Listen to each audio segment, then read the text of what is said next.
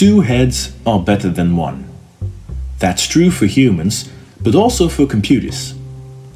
If we want to connect two computers to each other, we can use a network cable, such as the UTP cable, the unshielded twisted pair. Or we can do it using wireless through Wi-Fi technology. Which option we will choose depends on the network card of our computer. This card links all these computers together, some sort of digital crossroads, so to speak.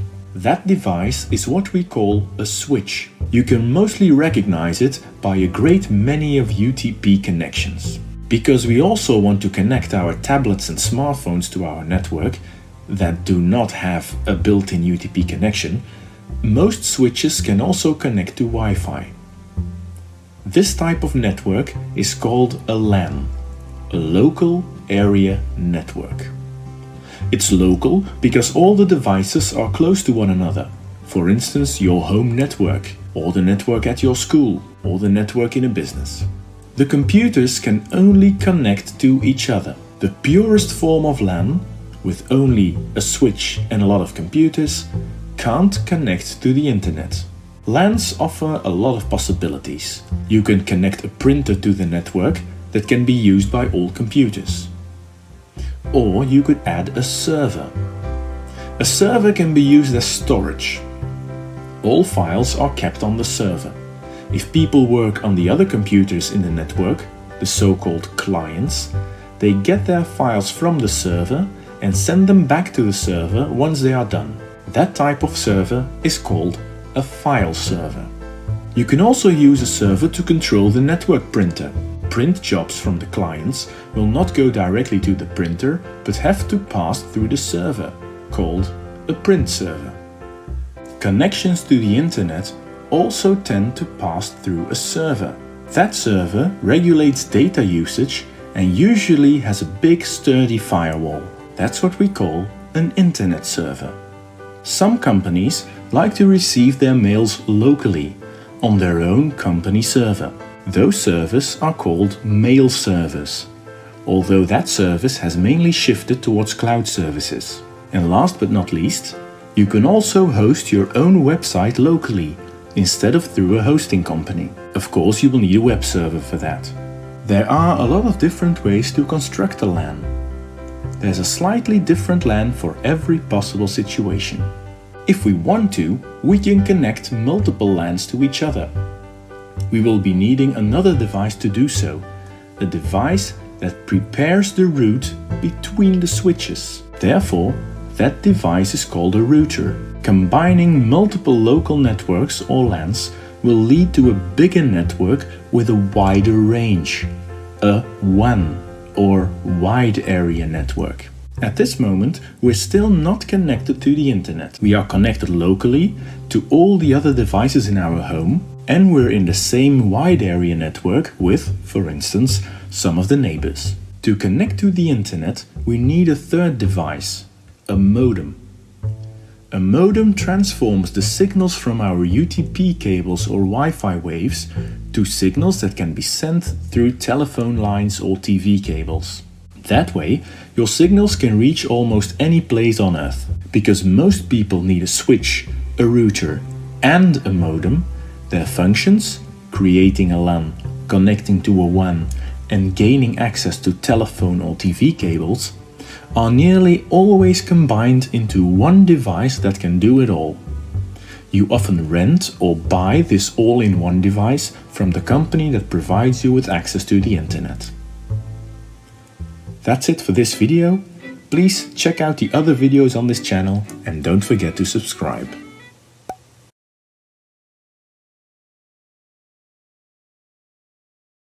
Transmisi jaringan, yaitu kabel dan wireless. Saat ini mungkin teman-teman semua sudah akrab sekali dengan jaringan komputer yang berbasis wireless alias tanpa kabel. Memang jaringan wireless ini jauh lebih praktis ketimbang jaringan kabel karena tidak membutuhkan instalasi kabel yang cenderung ribet. Namun demikian, Ternyata penggunaan jaringan kabel sampai saat ini masih banyak sekali digunakan. Apa itu jaringan kabel? Sesuai dengan namanya, jaringan kabel adalah sebuah sistem jaringan komputer yang menggunakan kabel sebagai media utama dalam melakukan transmisi paket data.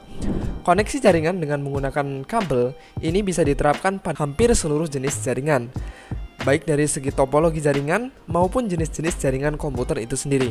Kabel jaringan sudah menjadi salah satu perangkat keras jaringan komputer yang sangat penting dan juga banyak digunakan secara luas. Alasan penggunaan jaringan kabel. Ada beberapa alasan yang mendasari mengapa jenis jaringan kabel masih digunakan secara luas untuk kepentingan pembuatan sebuah jaringan.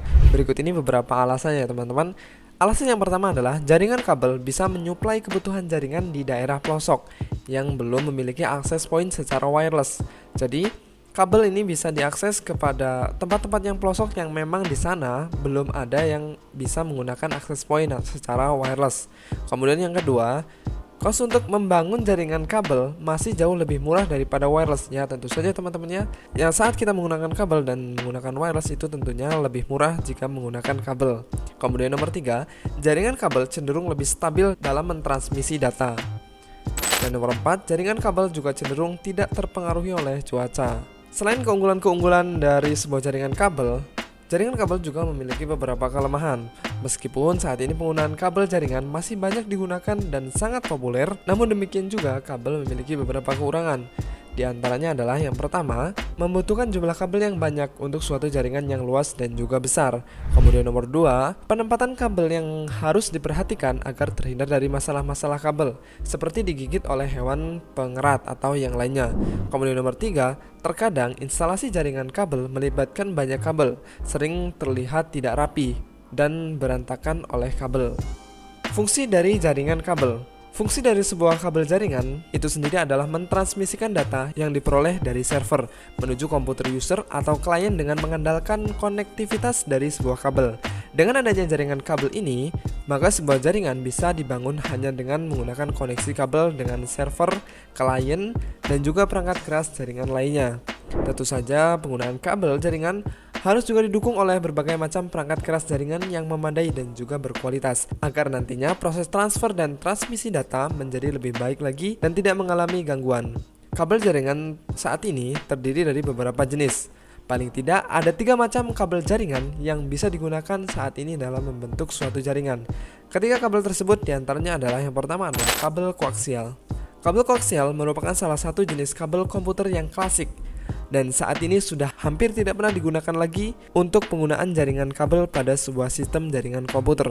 Kabel koaksial merupakan jenis kabel yang terdiri dari kawat tembaga yang dilapisi oleh isolator, kemudian ada konduktor, kemudian pada bagian luar dari kabel koaksial ini dilindungi dengan menggunakan bahan PVC. Sekilas, kabel koaksial ini juga sama seperti kabel antena televisi. Penggunaan kabel koaksial. Dalam penggunaannya di dalam jaringan, kabel koaksial saat ini sudah tergantikan fungsinya oleh kabel twisted pair yang akan dibahas setelah ini. Biasanya, kabel koaksial digunakan pada jenis jaringan yang memiliki topologi jaringan bus dan juga topologi ring.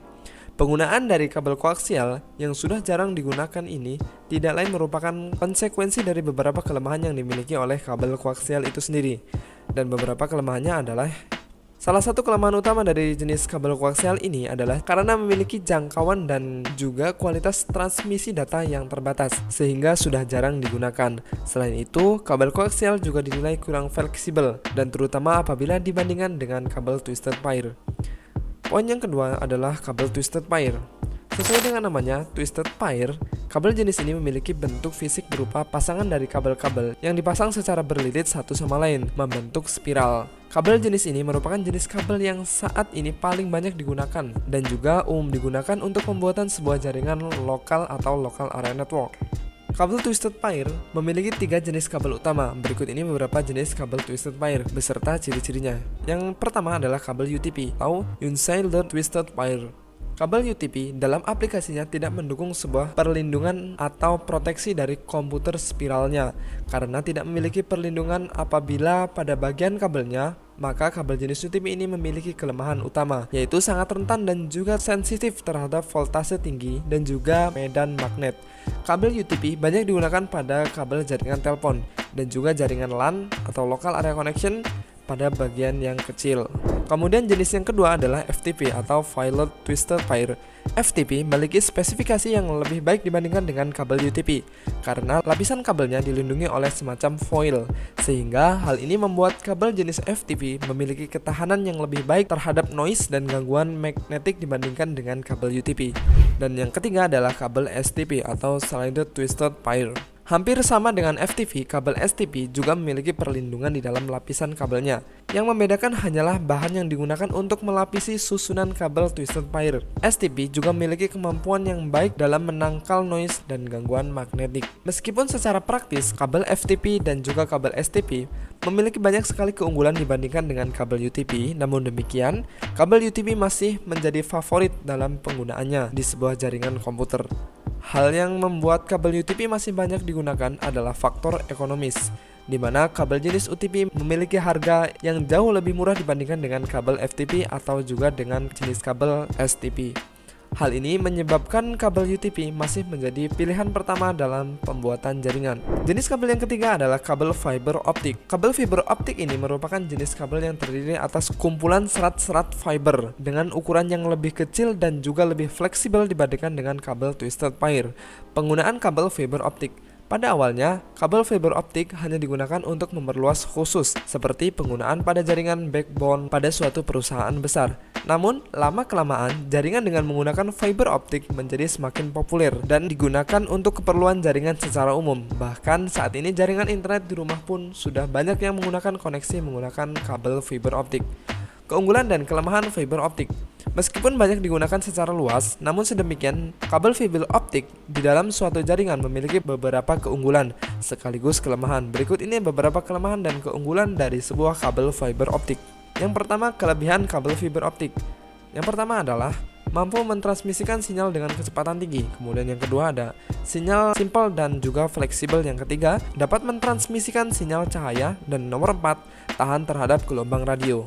Kemudian kelemahan dari kabel fiber optik yang pertama adalah harga instalasi yang tinggi. Kemudian yang kedua, tidak semua provider mau mendukung jaringan menggunakan fiber optik. Yang ketiga, apabila digunakan pada jaringan sederhana atau kecil, tidak akan terpengaruh banyak. Kemudian yang terakhir, kecepatan transmisi masih dibatasi oleh provider. Kesimpulan dan perbedaan dari ketiga jenis kabel jaringan. Secara umum, dapat ditarik kesimpulan berupa perbedaan dari ketiga jenis kabel jaringan yang sudah dibahas, beserta keunggulan dan juga kelemahannya. Yang pertama adalah kabel koaksial, dapat digunakan untuk jaringan dengan topologi bus dan juga ring, memiliki kepastian transmisi data yang terbatas. Kemudian yang ketiga, sudah jarang digunakan dan didukung oleh perangkat keras jaringan. Kemudian jenis kabel yang kedua adalah kabel twisted pair. Harga relatif jauh lebih murah, mudah diperoleh, instalasi yang tidak repot. Sayangnya, kabel jenis UTP tidak memiliki ketahanan terhadap noise atau gangguan magnetik. Dan nomor 3 adalah kabel fiber optik. Mampu mentransmisikan data lebih cepat dan optimal, tahan terhadap gangguan magnetik dan gelombang radio. Sayangnya memiliki biaya dan kos investasi yang sangat mahal. Penggunaan jenis-jenis kabel jaringan komputer tergantung pada implementasi atau topologi jaringan seperti topologi bus, topologi star, atau apakah topologi ring beserta budget yang disediakan. Baik teman-teman, mungkin segitu dulu untuk materi hari ini mengenai jenis-jenis kabel jaringan. Lebih detailnya bisa kalian cek setelah video ini. Terima kasih.